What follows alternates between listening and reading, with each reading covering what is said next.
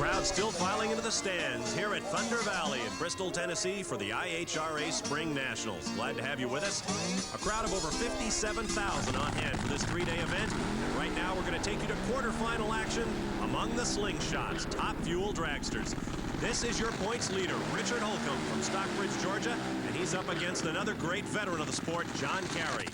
A very even matchup. The number 4 and 5 qualifiers as Holcomb tucked in the number 5 position. Dover, Delaware's John Carey, the number 4 qualifier. So this could be a very good race. Some kind of fluid coming out of the headers there. Is that any kind of a problem, Ted? I don't think. It may not be. Sometimes they load these things up so strong that they actually will puff just a little bit of fluid. We'll have to wait and see when he leaves the line. That's why we get those great flames during the night of fire, as the fuel's actually burning as it leaves the engine exhaust pipes. Now that I can see that smoke, Bob, there may be a problem there. Oh, and it's a red light, I think. Richard Holcomb was in a hurry. He punched the button really quickly, and as a result, I believe John Carey has a walkthrough. Let's look at it again. Well, John Carey's going to win with a very poor 9:13. He really doesn't have to. There you can clearly see Holcomb when he punches it way early off the line. We'll take a look at the Christmas tree, and you'll see that red light pop on right now, ending the race very quickly. Well, I know that your philosophy has always been take them however you can get them, but that's a wild way to win. Yeah, I'm sorry for Richard, but I'm glad for me. What happened to the car? It spun the tires immediately. Well, when I was backing up, I noticed that the whole top of the car was wet with fuel. And I thought it was coming out of me. Now I noticed when I was backed up alongside Richard, it was coming out of his exhaust pipes. So it was actually Richard Holcomb's fuel that got on your tires and made you spin? That was it. So maybe that's why he red lighted. Maybe it's our day. That's incredible, but you're in the semis. We'll see what happens then. That didn't really tell you much about the way the car's running. No, that didn't tell us anything. Well, we'll see you there, guy. All right, thank you. Wow, and dangerous as well. Can you imagine the other guy's fuel on your hood? Our next pairing will have Michael Brotherton. And his opponent will be Tommy Johnson, number 3 against number 6 in the qualifying ladder. Tommy Johnson is a rookie this year in the top fuel ranks. He is the son of Tommy Johnson, the famous mail-order mogul in the speed performance part, out of Ottumwa, Iowa. Tommy was the rookie of the year in IHRA competition in alcohol funny car back in 1987, Bob. You got a good look there at the dual magnetos on Michael Brotherton's engine. All of these cars use 2 spark plugs per cylinder to get great fuel efficiency, and Johnson just gets left at the start. Now Brotherton hazes the tires a bit, but it's an easy run for him. Brotherton with a 5:44, 255. He qualified number 3. He should have won the match, and he did. Let's take one more look at it. I wonder if there was a problem for Tommy Johnson. He just was having all kinds of trouble getting off the pad.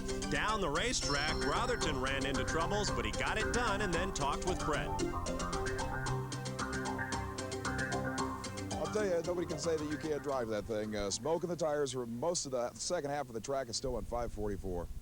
This is Sunday, and Jeff and Susan gave us everything in the world to work with, and we got Schultz tuning and Rob turning the wrenches, and Corey Lee was trying to give me enough to get down the first half track. Yesterday it spun the tires pretty hard and ripped the centers out of them. It did it again, but it's Sunday and we got the win ticket. Bill Schultz usually doesn't put enough power in there to boil them like that at mid-range. Was it something else? We've been fighting that all weekend. The second half of the racetrack looked a little marginal, even for the funny cars down there. And it's not really so much an overabundance of power as it's just a little loose down there, Brett. Well, indeed. You drove right through it, so we'll see you in the semis. Hey, that's my job. As you may be able to tell, age and experience is beating youth and exuberance here today. Our next matchup is all Michigan. It'll be Jack Ostrander from Pontiac, Michigan, up against the pride of Lake Orion, Wayne Bailey. Now, Wayne Bailey had everybody talking to themselves down in Darlington, South Carolina this year when he upset half the field down there. And so he actually could win this event. Now, he barely got in the field. He qualified number 7 as opposed to Ostrander, who qualified number 2. Obviously, Jack Ostrander should take this win, but as you just heard, the track's a little tricky for the second 8th mile, probably because of all the rain last night, Bob. Now, Wayne Bailey is in a great situation here. Should take a look at Jack Ostrander there. We've already seen Richard Holcomb, the points leader, get knocked off. So if Wayne Bailey can win this race, he can make up some real ground in the points, but he's not going to do it this way. Ostrander. Excellent run, 5:33, 255 miles per hour for Jack Ostrander. That's good enough to go to round 2. And so now we've seen both our points leader in Top Fuel and number 2 in points get knocked off in the first round here at Bristol. We move on to our next matchup. Paul Smith, the #1 qualifier, up against Fred Farndon, 3rd in points. Will the jinx continue for our points leaders? Paul Smith, very, very experienced. He's been running the IHRA circuit for about 15 years, Bob. On the other hand, Freddie Farndon hasn't been on the circuit that long. Smith based out of Boynton Beach, Florida. Farndon out of Edmond, Oklahoma. Good look at the 2 different front-end treatments. Small wheels on Smith's car as he hazes the tires a little bit, but he pulls it out. Paul Smith with the best reaction we've seen yet at 488.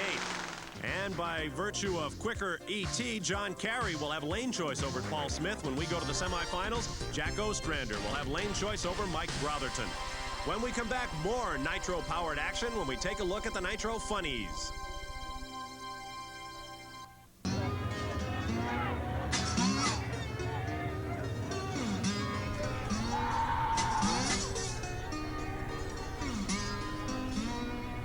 When walking through the pit area at any IHRA championship event, you'll see race cars of every size, color, and description. Something else you'll see just as much of are race car transporters. After all, these teams have to get to the races.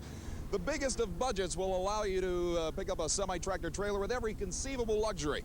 A lot of the teams have semi-tractors that offer at least a few conveniences, but it seems like every team of the sport, from most of the pros all the way down to all the sportsmen, use some kind of basically stock dually or crew cab type machine. It seems like the Chevrolets are probably the most popular. Everybody seems to have one. A big V8 engine, an automatic transmission. You have to remember these teams spend sometimes 30, 40, 50,000 miles a year on the road. They literally live in these trucks. But if they can do the job, that's all they need. One car that won't be in the field today is the World Champions car from last year. When R.C. Sherman retired from driving, Nitro Nick Bonifant put Richard Hartman in this car, or rather what's left of this car. It burned down to the ground in qualifying earlier. The engine blew up right off the starting line. He actually hit the guardrail but came out unscathed. Absolutely spectacular. He'll not be getting on any trailer to go home. Our first matchup in Nitro Funny Car will see Jerry Caminito up against Mark Sievers, the numbers 3 and 6 qualifiers. Caminito driving a Cutlass powered by one of the new JP1 racing engines. On the other hand, Sievers also in a Cutlass with a JP1. Now, Caminito is 3rd in points coming into Bristol. We've already seen the top 3 in our top fuel points get knocked off today. Caminito would be next in line. Let's see what happens. Caminito in the near lane, Mark Sievers in the far lane. Good, clean start. They get away. Caminito spins the tires. Look at the smoke, and he loses. Man, tough day for the points leaders. Upset town in Bristol, 571, and that's good enough for the win. Let's take a look at the finish, and you'll see a good car length win right there. Our next pair will match a golden oldie, a race car and a driver. In the right, Doc Holliday, the tavern owner from Minnesota, who was runner-up for the championship last year. In the left, Freddie Neely driving the car Dale Pulte once took to a championship. Well, as a matter of fact, this is the only Buick Funny car on the circuit, but Doc pulls the win out with a 585, 246 miles per hour. Recall a year ago when Doc Holliday came to this racetrack and hit the wall in qualifying, couldn't show for his race, and missed a world championship. Boy, Neely see really had his hand right there, yeah, why Neely loses at about the 8th mile. He goes up in smoke. That 8th mile mark is very critical and significant in this race, Bob, as we get deeper into it. And now we will see this man, Wayne Radke. They're bringing up the body work. That's not a good sign. Something wrong. They lift that Beretta body up. They're having a look at that Keith Black 500 cubic inch Hemi engine, making some adjustments right there, the crew chief.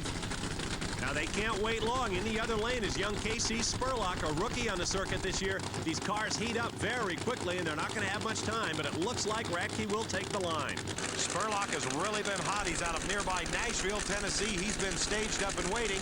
Starter Jim Blakely, however, decides the time was not enough to disqualify anyone. But Radke still has problems getting it pointed straight, and Casey Spurlock, the sensation of Nitro Funny Car racing this year, took his first victory on the NHRA trail. Now he's got his first one on the IHRA circuit. Spurlock is hooked up and humming. Well, as tricky as this track has been for everybody, you've got to be happy with this one. 567, the quickest run of Funny Car of the race. 567, that's a good run. The guys have really done a nice job here at this track, and it is tricky. And it went out there and it shook a little bit, started to haze the tires, and I was able to drive through it. So I'm real happy for the guys. They really did a nice job, made this car go down the racetrack. That just looked like the hardest launch so far, even in qualifying. Have you figured out where the clutch should be for the starting line? Well, the starting line here is real good, and that's the tricky part. You can go ahead and leave hard like we would at a racetrack with a real solid, fast concrete launch pad. Then you get on out there and it's a little slick. So the track throws you off here, and you really have to watch your tune-up very closely. And thankfully, the guys here are the best in the world, and they got me down the racetrack. Well, you're in the semis. We'll see you there. Thank you. Man, doesn't sound like a rookie, does he? Our final matchup in Nitro Funny Car will be the points leader. This man, Chuck Etchells, and boy, he really has to be worrying now. Our top 3 points guys and top fuel have been knocked off. We've lost our number 3 man in Nitro Funny Car, and here's the guy who has a shot at him, Bob Gilbertson. Well, Chuck Etchells, not only the points leader, but he qualified solidly #1 in his Chevrolet. So Etchells, although he's probably worried out of Woodstock, Connecticut, I doubt if he's got to be considered an underdog at this point in time. Well, we met him at the top of the show with Brett. Certainly one of the finest Nitro Funny Cars on the circuit. Across the way, Bob Gilbertson, who has a lot of alcohol funny cars in his background. Cars come to the line, they stage their way. Looked like a great jump off the line for Etchells, and he smokes the tires badly, but keeps his foot in it. Etchells with a very easy win, 598, 217. Not a real great time, but he was on top of it all the way down. You'll have one more look as he comes off that concrete pad. He breaks loose. Now he breaks loose again at the 8th mile mark, the point they're talking about on this track where they're beginning to lose traction. But it was good enough to take the win, Bob. And by virtue of the quicker ET, Chuck Etchells will have lane choice over Doc Holliday. In the other lane, it will be Spurlock over Sievers.